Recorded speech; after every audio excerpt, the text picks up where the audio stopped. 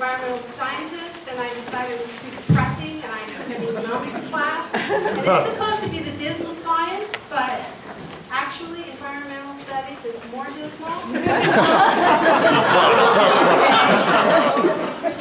So the economists here today are from the cheerful science, not the dismal science.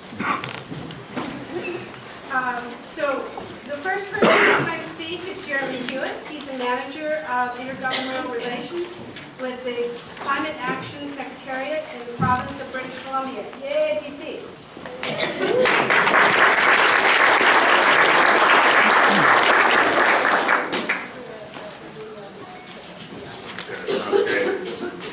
Well, hi everyone, and thanks so much for having me here at this important conference. It's great to see so many people here as well. I am Jeremy Hewitt. I'm from the province of British Columbia, and I'm going to be talking about BC's carbon tax. I'll do my best. If you want a really good description, go to youtube.com, enter Stand Up Economist. Look for the new and improved 10 principles of Mankiw's, or what is 10 rules of economics. And at the end, Yoram has a very good description of BC's carbon tax that includes more humor than I'm capable of. But seriously, Yoram, thank you very much for organizing this important conference, and thank you for inviting me. I should also say quickly that the province of British Columbia does have an excellent working relationship with the state of Washington. Obviously at the political level, there's strong ties. We have a new premier, Christy Clark, who just met with your governor this week in Seattle, and they spoke a lot about climate action, which was encouraging. But also at the staff level, I know that folks at the Secretariat, including myself, work very closely with staff officials at departments of commerce and ecology, so it's a strong working relationship we have.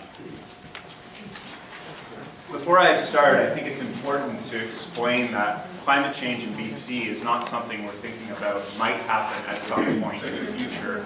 We feel we're seeing the impacts now. And I know with Cliff's presentation he was talking about how it's important we don't look to the past and try and associate certain impacts that may or may not be a part, or I should say, due to climate change. However, our mountain pine beetle, whether or not it's a direct result of climate change, it has put in the conscious of British Columbians the impacts of warmer temperatures in the province.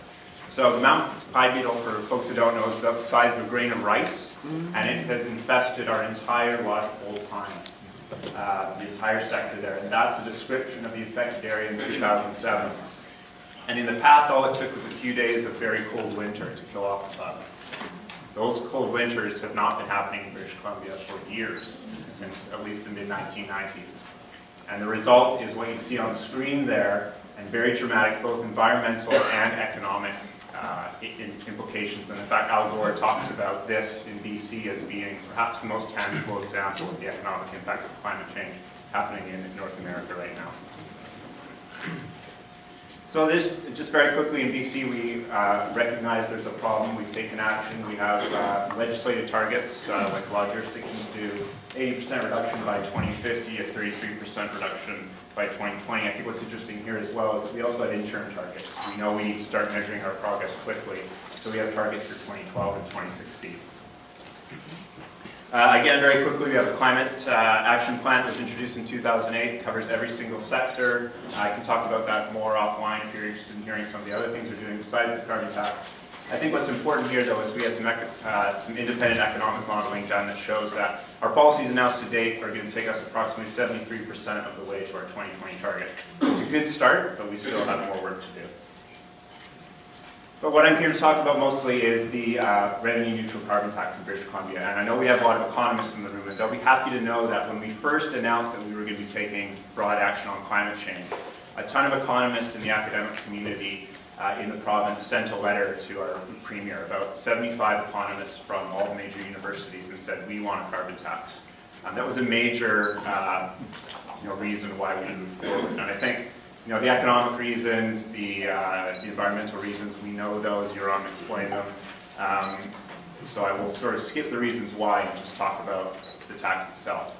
It was introduced in 2008 budget, which is in February in BC, and implemented in July in 2008. And it's based on 5 key principles, which are up there. The first is that it's 100% revenue neutral.